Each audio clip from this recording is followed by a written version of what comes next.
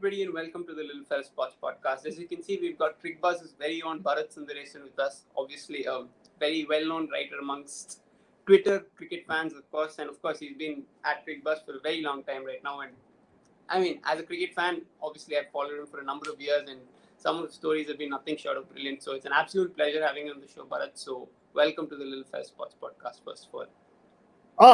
I'm an absolute pleasure, Anirudh. The Little Fella Sports Podcast sounds good. Brings back memories of when the little fella stepped out of his crease and hit the big fella for six, or was that the little man who stepped out of his crease and hit the big fella for six? Whatever it was, when Sachin Tendulkar hit Tom Modi for a 6 in Sharjah. Brings back some memories from that. Probably call him a little man by then. I think so.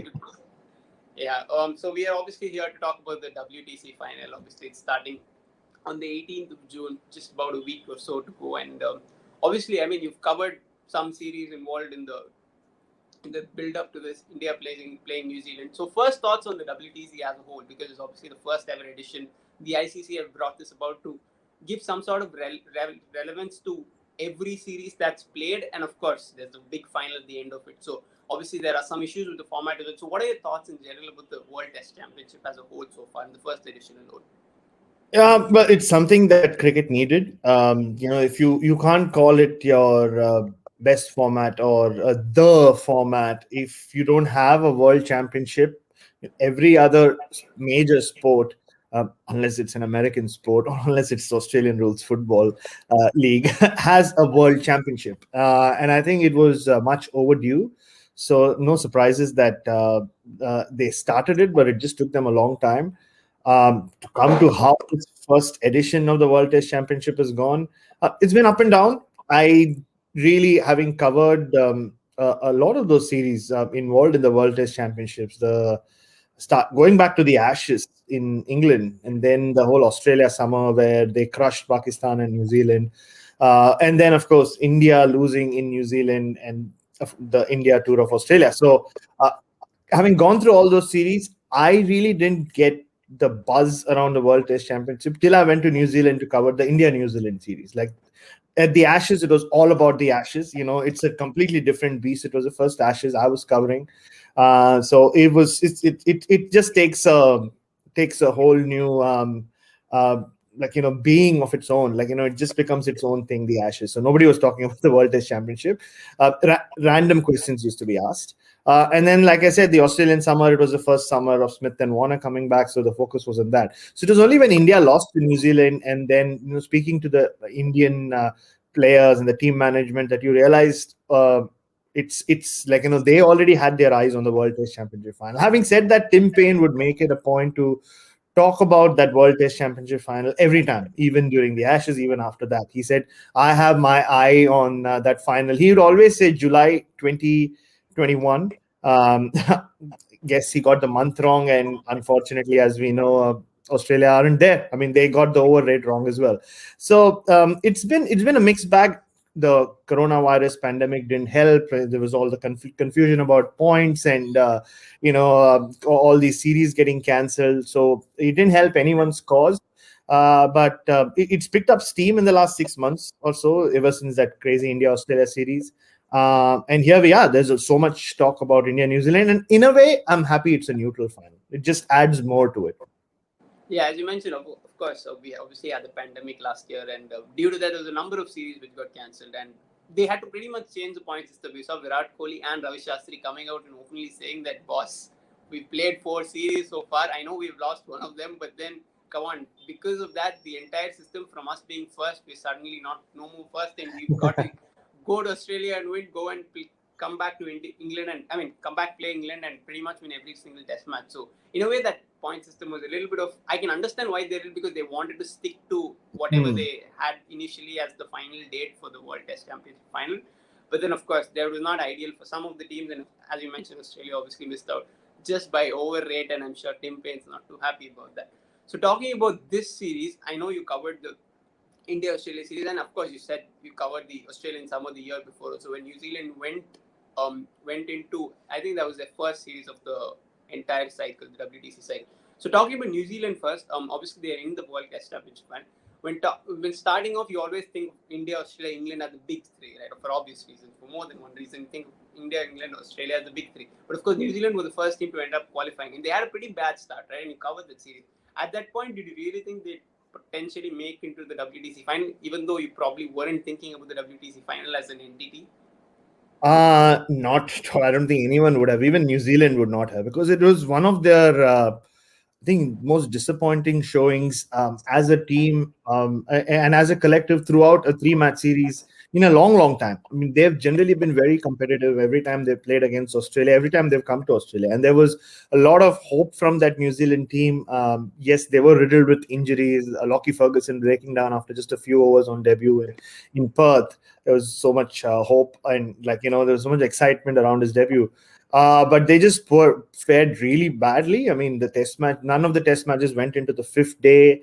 And coming on the back of Pakistan being completely smashed by Australia and David Warner single-handedly and Manas Labuschagne, you expected a lot from the New Zealanders, but they were a big disappointment. And I remember attending that there was a Gary Stead press conference after the series was over. You could just see they were a defeated lot. And very soon after that, I was in New Zealand to cover the India-New Zealand series. And once India won the T20 series 5-0, I honestly stuck my neck out and said maybe India will win every match, every format on this tour. Because I had just come off seeing that New Zealand team, which were battered and bruised, and they were bullied in Australia. It was not just a defeat. They were in a very bad shape. But I think that series turned it around for them, that test series against India, where they in turn blew India away, right? The test matches lasted for 3.5 days and 2.5 days. And yes, there was a lot happening off the pitch, but that's where they showed, that showed how they play their test cricket, this current New Zealand team, where they depend so much on their bowling attack. And also that was the birth of Kyle Jamieson, which has completely changed the dynamics of this team. It's given them a massive edge in terms of the bowling attack they have. And well, I mean, not to be a cynic, but they have played a lot of series at home, which I guess has helped them. And it's but you just look at that team and the way they defeated India, you just knew that they had a good team in the making. And on the basis of what they did in the first test at Lord's last week, and with with Devon Conway having shown what he can do, they just look stronger than ever before. Exactly. You mentioned a couple of points, obviously. In Australia, they almost took no chance, right? I mean, from the first test match itself, it seemed as though Australia was just too strong. And once in an away tour, it can get a little difficult. Once you start losing, and then for you to turn it around, it's very difficult. And New Zealand were pretty much caught in that muddle, and they couldn't make a comeback. But as you mentioned, I remember the T20 series you were talking about. New Zealand, from winning positions, contrived to either tie the game or lose the game, and some way. And I agree with you. Even I thought India could definitely win the Test series. I wasn't sure of the one day, of course, but the Test series, I was pretty confident that India could do them over because of what had happened before. Because until that point, India had won every series in that cycle as well. Yes. And obviously, since each series is worth 120 points, as much as New Zealand won 120 points, India won none of the 120 points, and that kind of turned around the WTC table itself. And obviously you had the pandemic after that, and that was a series pretty much which turned the entire show on, because until that point it seemed pretty comfortable for India, and it seemed as though one of Australia or England would possibly fight it out for the other spot. But then of course the New Zealand series happened, and pretty much the entire table turned around, and we had the situation we had. Now going on to the Indian side of things, obviously as we mentioned, India won the first three series they played in the cycle here, and they lost to New Zealand, and they had a huge break. We had the IPL once the pandemic ended, and we had the IPL resume, and India went straight to Australia with that. The ODI series, I know India won the last one, but it seemed as though India were a little out of sorts in terms of confidence. In general, they haven't played cricket for a while, so you can kind of understand. And then T20s, India slowly started getting into the groove, and finally we had the Test series. Obviously, we have to start off with Adelaide. What happened on that morning? I'm sure you were there. And what do you think transpired in that, say, period of 45 minutes? With Indian cricket, it's always 45 minutes, whether it's the 2019 World Cup or the Adelaide kind of series. But what do you think happened in that specific morning? Because you were there. What did you witness there? Well, I witnessed a lot that day, not just in terms of what was happening on the field. I've said this somewhere else as well. it was the day when there was all this talk of who gets to go to Melbourne for the second Test match, and a lot of us journalists had been in Sydney covering the ODI leg and the T20 leg, and also the two warm-up games. The second one was at the SCG, and that's when Sydney suddenly had an outbreak of the virus, and because we had been in Sydney. There was talk that we might not be allowed to go to Melbourne. And a lot of Sydney-based journalists were flying out that morning because they wanted to spend their Christmases at home. I remember walking in. I live in Adelaide, so I just randomly drove to the ground. I was walking in, and suddenly there was an extra security guard, and there, as you were just scanning your accreditation card, and of course the COVID app, you had to sign in every day. That's our new normal, I guess, new reality. They had a sheet of paper, and there was a lady who asked me if I had been to so and so postcode in Sydney. Uh, I did not know. I don't know much about postcodes in Sydney, so I just knew that the northern suburbs, the northern beaches, were the ones affected. So I said, no, I haven't. But then, just before getting into the lift, I asked her, "So what if I had been?" And she said, nothing. I would have given you a mask. You would have had to stay outside. We would have called the cops, and they would have taken you to a hotel where you would have had to quarantine for 14 days. It's like, wow, thank God I did not know anything about postcodes in Sydney. And, I remember that morning then just going up. Before I went up to the press box, I was just walking around like I always do, snooping around the nets. I remember Hanuma Vihari batting. And if you remember, India were on top that day. Like, India were in the lead.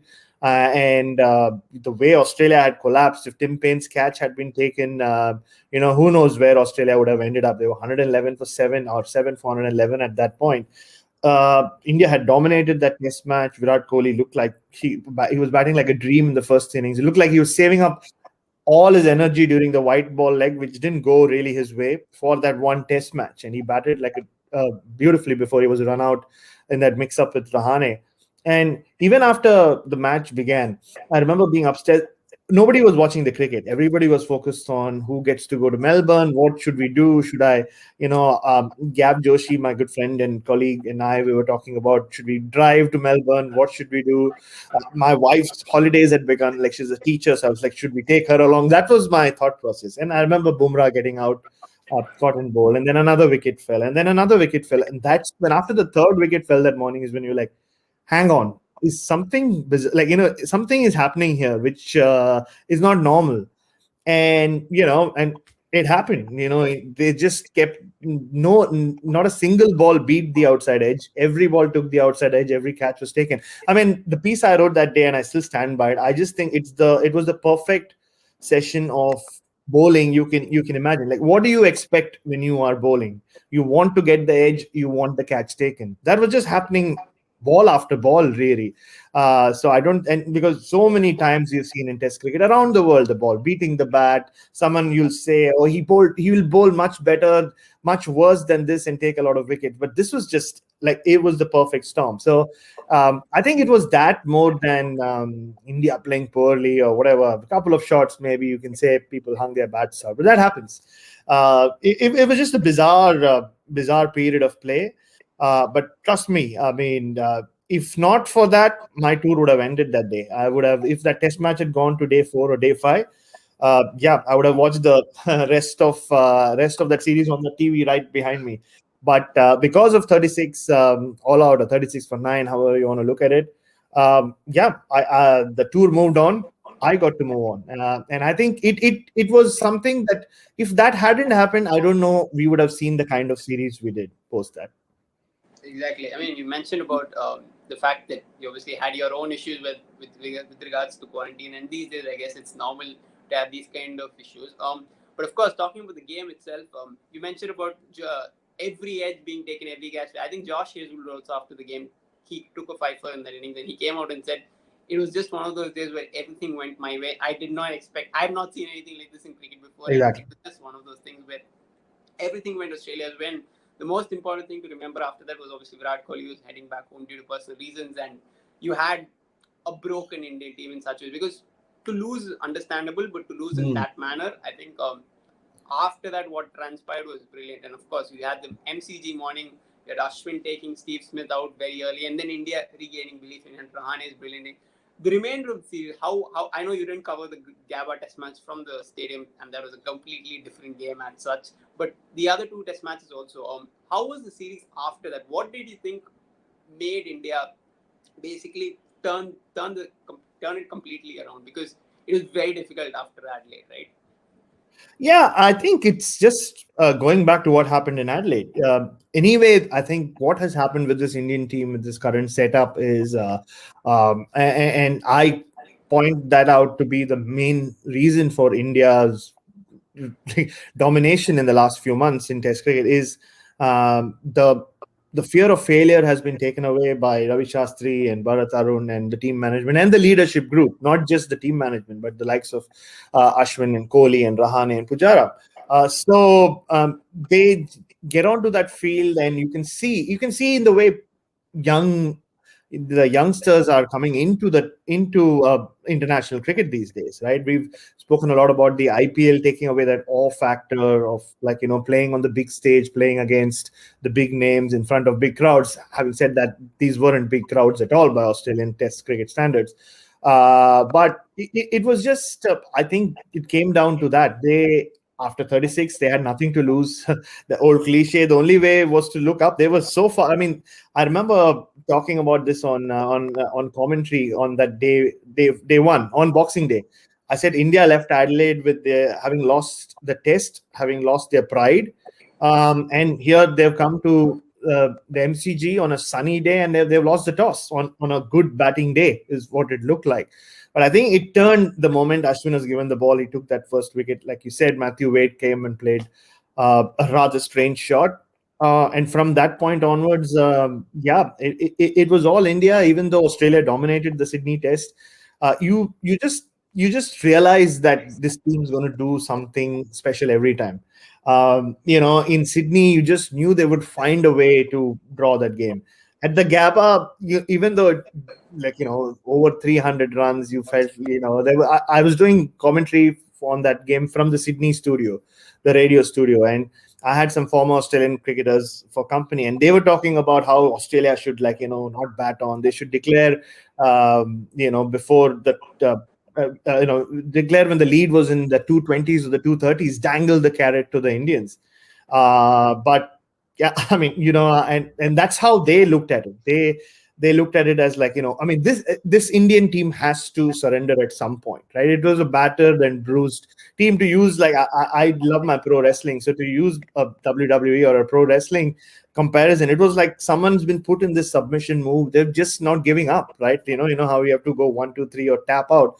The Indian team just wasn't tapping out, and it wasn't just the Australian players, but the ex-players who just fell in love with this Indian team just for their resilience. And then everybody started getting that feeling that, you just can't knock them out. What else do we need to do, right? Even in that Gabba test, India had collapsed, and it came down to Shardul Thakur and Washington Sundar. That partnership really summed up the whole tour for me, really, right? Even India was literally not on one leg, they were on one toe, but still they hung in there and made a match of it. So I think it was just one of those crazy remarkable series or scripts in sport which we won't see very often, or maybe never again. And it needed that 36 all out. It needed Virat Kohli leaving. It needed all these injuries to make it that kind of a series.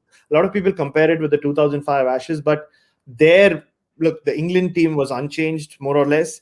I think they had one change. Only 12 players played in the series, and Australia had that one injury with Glenn McGrath. But apart from that, it was the best versus the best. This was the best versus, I don't know, the 7th, 8th string bowling attack that India had at the Gabba. So all those things just played into it being just the most incredible series ever.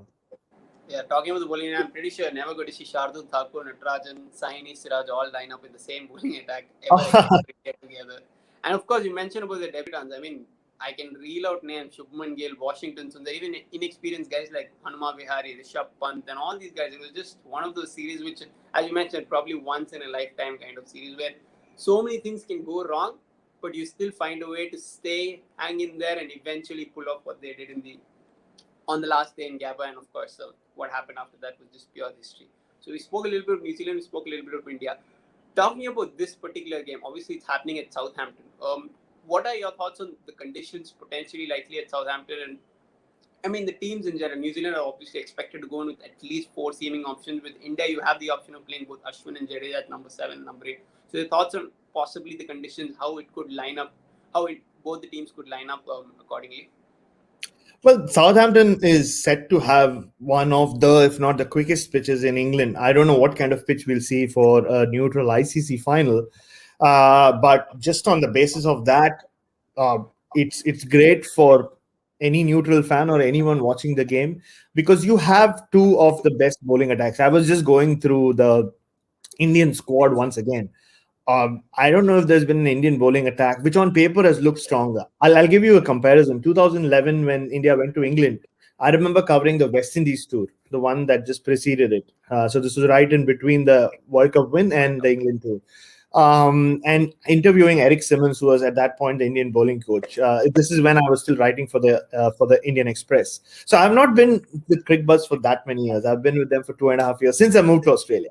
So I worked for the Indian Express, the North Indian Express, the Indian Express for 10.5 years. So I used to work. I was covering that tour for them. And the story was about India's best ever bowling attack, fast bowling attack going to England. It was Zahir Khan, Ishant Sharma, Sreesanth, Munaf Patel, and Praveen Kumar. And those were the 5. So the interview was about, can you break down each one of them? And I remember he spoke really well, Eric Simmons, about each one of them. But now, 10 years on, I didn't realize it's been 10 years. I was just 26 back then. Anyway, 10 years on, this just looks so much stronger than that bowling attack, right? You had Ashwin, you had Jadeja, you had Akshar Patel, the way he started his test career, albeit in India. I don't know who they'll pick and who they'll leave out. And you look at, India seems to have finally they'll get the opportunity to play Bumrah, Ishant Sharma, and Shami together. But then there's still Umesh Yadav, there's Shardul Thakur. There are so many options now for India.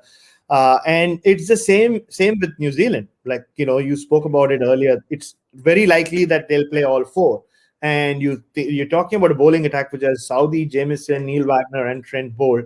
I think that's the best fast bowling attack or group we've seen in a long, long time. There's always talk of Stark, Hazelwood, and Cummins. But Stark has just not been as consistent as the other two, as his partners.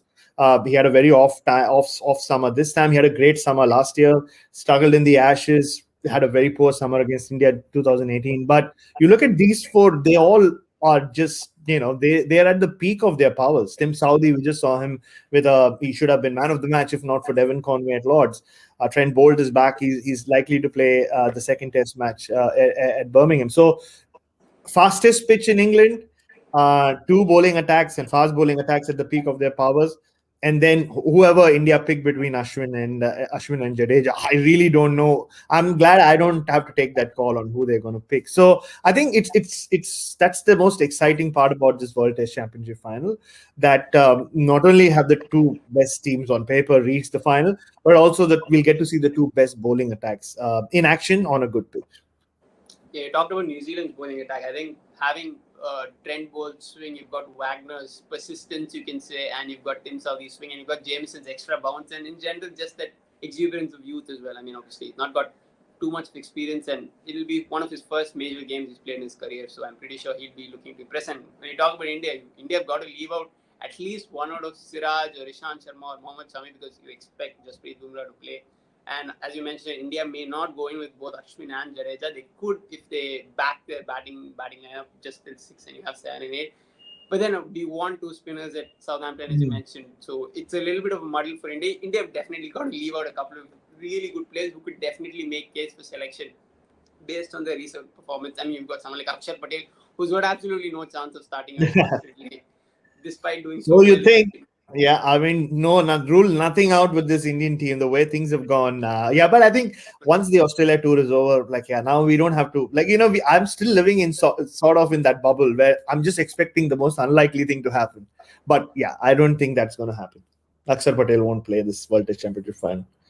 Yeah, so there's obviously a lot which has happened and transpired ahead of this series. And of course, the England series also, India-England series also. India had to come from 1-0 down. It wasn't the easiest of games. Obviously, India went on to win the remaining 3 test matches pretty comfortably. But India, I mean, as you mentioned, Ravi Shastri was always focused on that WTC final. And for India to qualify, they had to win each of the remaining 3 games, and they had to play in a new ground. They didn't know what the conditions were. So India obviously travelled a pretty difficult path to reach New Zealand. I mean, final, and of course, New Zealand have their own issues. They're a little bit lucky in terms of playing a lot of series at home, but they still had to get the job done. And finally, we are here on June 18th. So, talking about the game in specific, you've covered both teams as you mentioned. You've kind of got an idea of both teams' strengths and weaknesses. You can say that batting lineups are a little bit susceptible because of how strong probably the bowling lineups are. Not a slight on the batting lineups, but just how strong the bowling lineup is and the conditions being favorable to the bowling lineups as well. What do you think will happen? A small prediction kind of thing. I know it's very difficult to do because it's a test match. It's not a white ball game, I think. So it's a little difficult, but what do you think could potentially transpire a week on the 18th of June? Before I talk about what I think will happen, I'll tell you what I would like to happen, but people will hate me for it. But I love the fact that a draw is an option. Like, if it's a draw, the 2 teams have to share the trophy, which I like. I know it's a World Championship final. We spoke about how it deserved a World Championship and a World Championship final. But the draw is the most unique facet of Test cricket, right? I mean, the fact that we saw the Sydney Test and just generally, even last week when England saved the Test match, I was one of those few people who felt that England did the right thing, because it going into the 5th day of a Test match, you'll always hear people talk about all 3 results are possible. So the draw is considered a result. Don't forget, it does not mean there was no result in the game.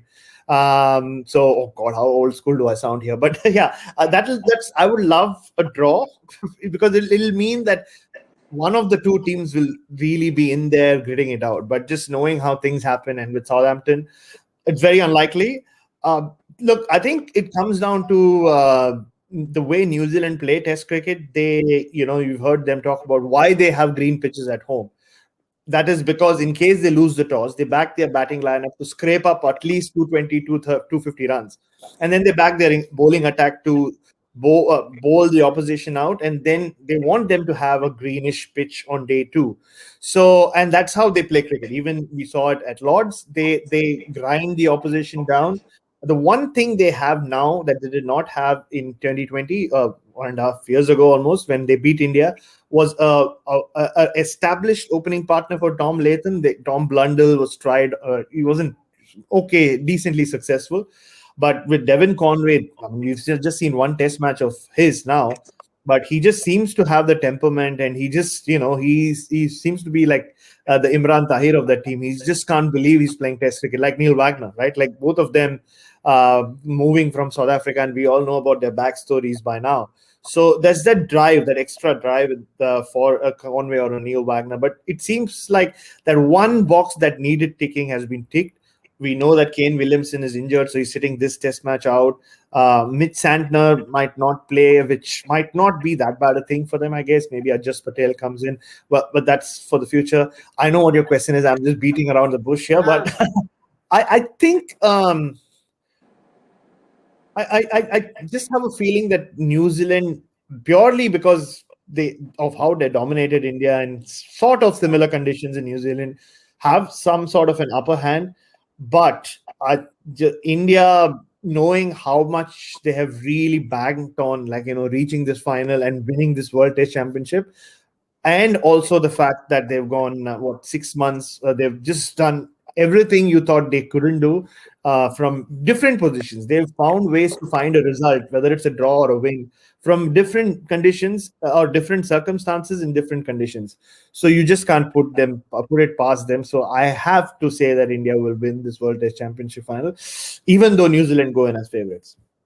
Yeah, even I agree. I think New Zealand are slight favorites simply because of the fact that they've got the 2 Test matches. I know it's different conditions, of course, but still to play some Test cricket before a big final is obviously an advantage. India going in straight from quarantine, a little bit of practice, but still not pretty much match practice, because pretty much everyone has not played a game for more than a month here because the IPL obviously got cancelled. I know it's a completely different format, but you'd like to have some form of professional cricket before you enter the final.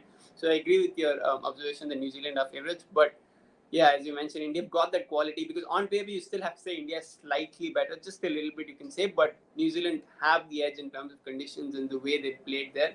So obviously it's set to be a cracking final, and I can't wait for it. Hopefully in the last, with just a week to go. And thank you so much, Bharat. It's an absolute pleasure chatting to you. Got a lot of stories, news stories, backstories, which we obviously don't know from a fan perspective. So thanks a lot for that, and it was an absolute pleasure having you on the show.